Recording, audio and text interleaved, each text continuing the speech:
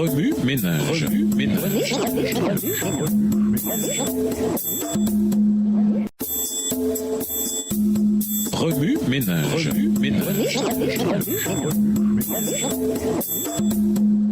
Bienvenue dans votre émission. Remue ménage. Nous voilà à la leçon de jeudi. Investissement à long terme. Lisons Matthieu 18, le verset 21. Matthieu 18, verset 21. Alors Pierre s'approcha de lui et dit, « Seigneur, combien de fois pardonnerai-je à mon frère lorsqu'il péchera contre moi?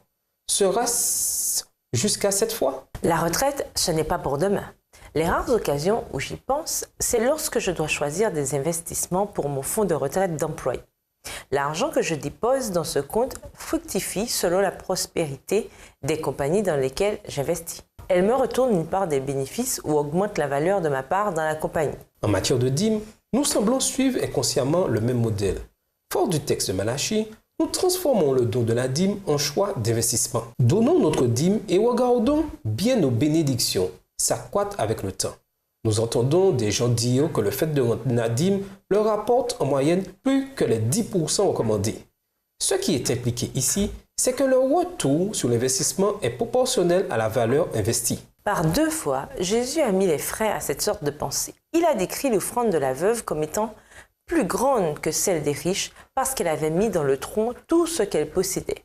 Il conseilla aussi au jeune homme riche d'abandonner son portfolio de dîmes et d'offrandes, de vendre tout ce qu'il possédait et de donner l'argent aux pauvres. Les Écritures décrivent notre obligation de donner la dîme comme un pourcentage de notre revenu plutôt que comme un prix pour valeur reçue. La richesse de ce monde n'est d'aucun avantage pour obtenir une place dans le monde à venir. Ceux qui veulent une reconnaissance de leur offrande doivent suivre l'exemple de Jésus et abandonner tout ce qu'ils ont et tout ce qu'ils sont.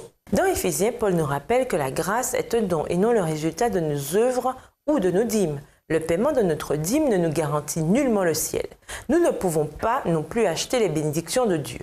Le Créateur nous invite simplement à rendre la dîme et à voir s'il n'ouvrira pas pour nous les écluses des cieux. Remue ménage, comment équilibrez-vous le concept de la dîme par rapport à votre temps et à vos talents? Puisque la dîme et la bénédiction ne sont pas du troc. Où est l'équité? Au revoir. Et à demain si je veux. Remue ménage.